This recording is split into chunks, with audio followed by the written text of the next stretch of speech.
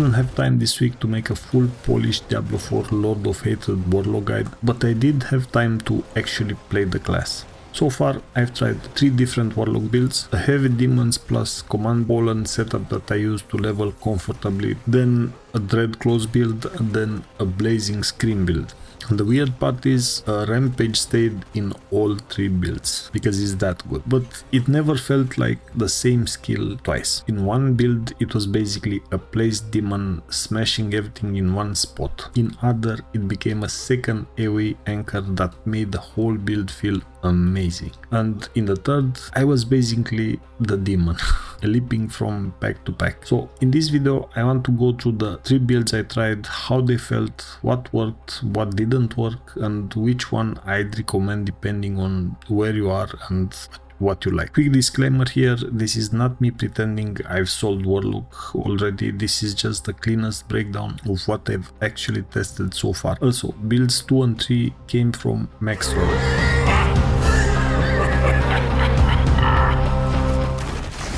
Build 1 was my own lazy leveling setup if you want.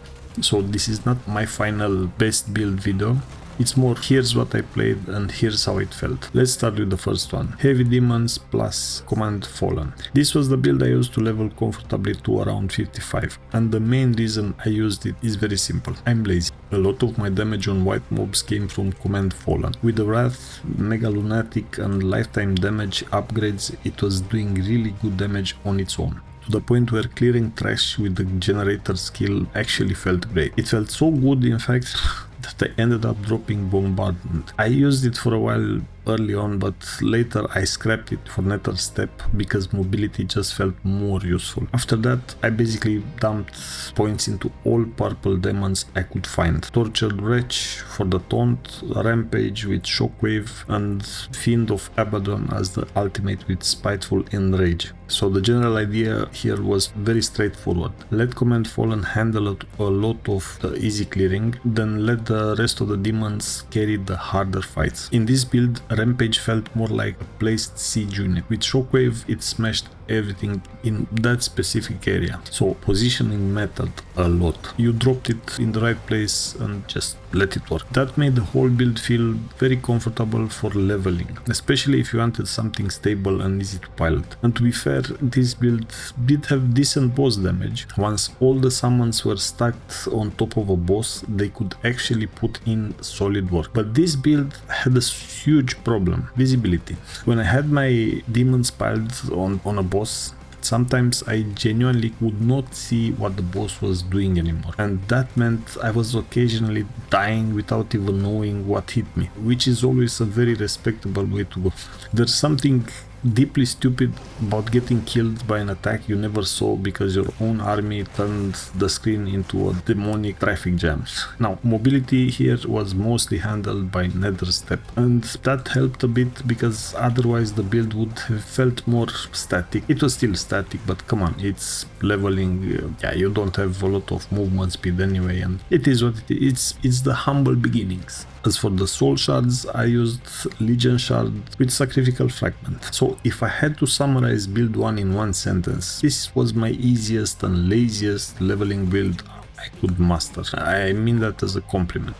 Build 1 was great for being lazy and getting through leveling comfortably, but build 2 was the point where the class started feeling actually powerful, not just convenient.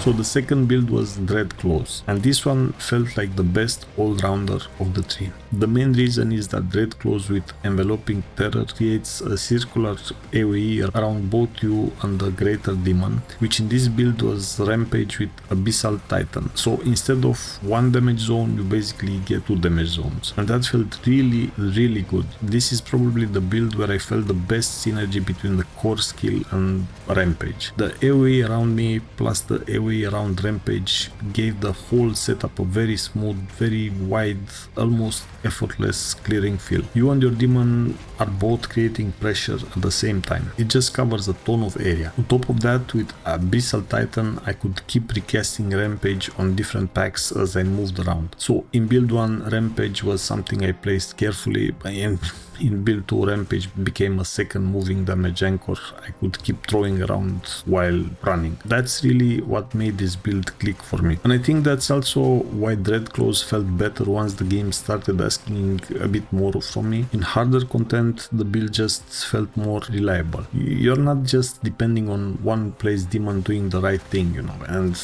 yeah, then the boss moves and tough luck. Your demons expire and yeah, you cannot cast them again and you cry. And you're not as gear hungry as Blazing Scream, which is the third build I'll talk about. You've got strong area coverage around both you and Rampage, and you're constantly applying pressure, and the build doesn't really fall apart if packs get messier or fights last longer. That's why this one felt like the safest recommendation overall. It had damage, coverage, mobility with Nether Step, and it still felt stable when the game stopped being generous. Mobility here was also helped by Nether Step, as I said. That made the whole build feel even smoother while moving between packs. Soul Shard I used for this build, Mastermind Shard with Blasphemous Fragment. Now, if I had to summarize build 2 quickly, this one felt the best all-rounder. Very good AoE coverage, very smooth progression, and just strong in basically every normal situation. And if you already landed on a Warlock build that feels really good, put it in the comments, because I'm still testing stuff and I'm curious what other people are ending up on. And then build 3 went in the complete opposite direction. This is where the class stopped feeling smooth and started feeling fast, explosive, and a lot more demanding.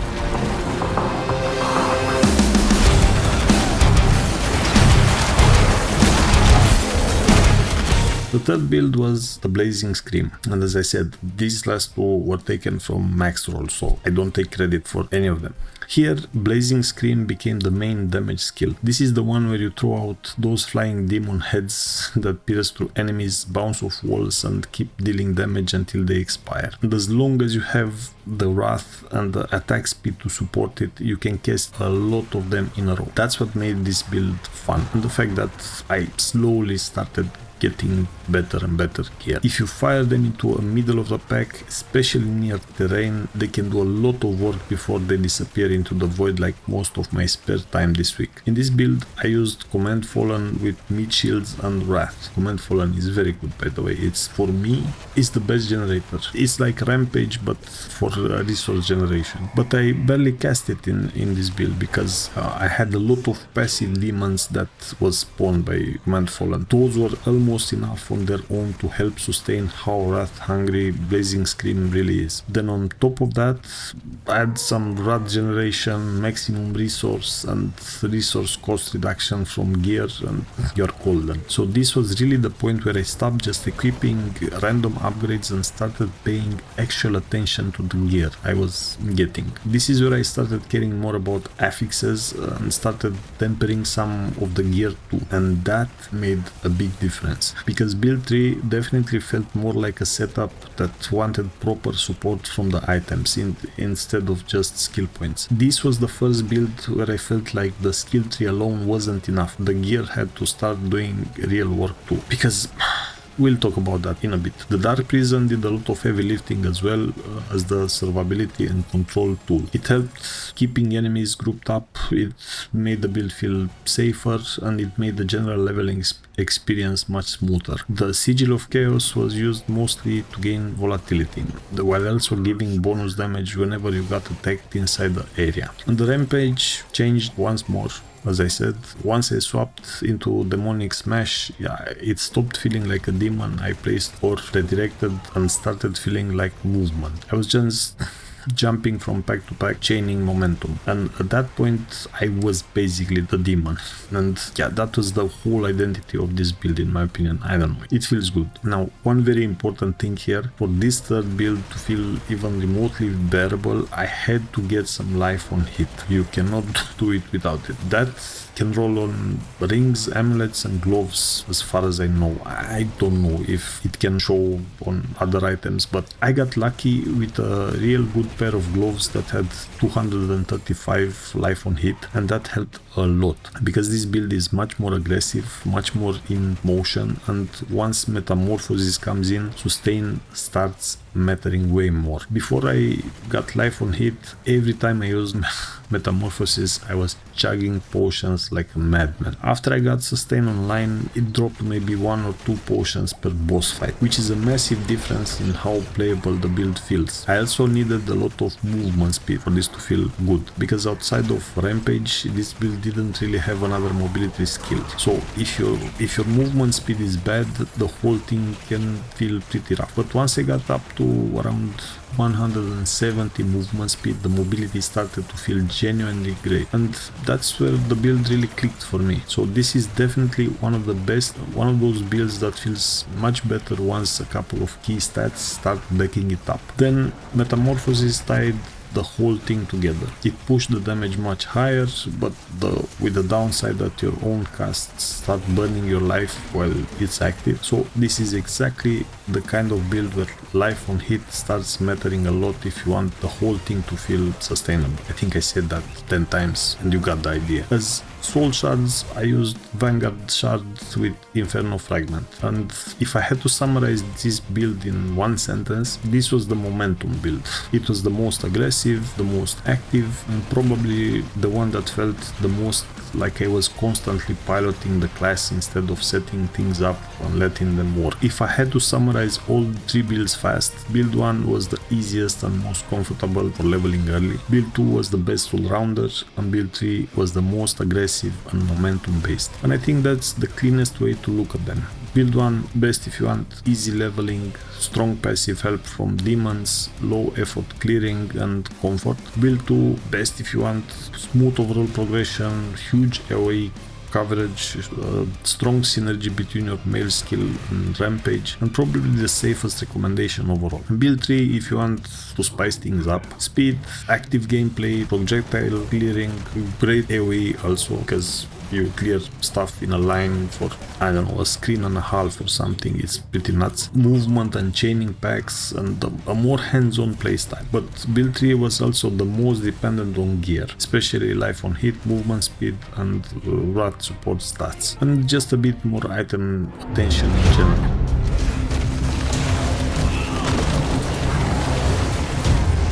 Now the conclusion. Right now, if someone asked me what I would recommend, if you want the most comfortable start, I'd lean towards build 1 early. If you want the cleanest overall package, I would probably say Dread Claws, and if you want the most fun, momentum heavy setup, then Blazing Scream is the one that felt the most alive. But one thing I do want to be fair about is that I use these builds at different stages while leveling and gearing up. So of course the second build felt stronger than the first, and the third stronger than the second. Part of that is the builds themselves, but part of it is also just progression. More levels, more gear, more upgrades, more systems coming online, and build 3 especially benefited from that. Plus, I started doing some Paragon levels with the third build, so I wouldn't take this as a perfect one-to-one power ranking. I take it more as this is how each build felt and at the point where I used it and what kind of player I think each one fits best. And honestly, I think that's more useful than pretending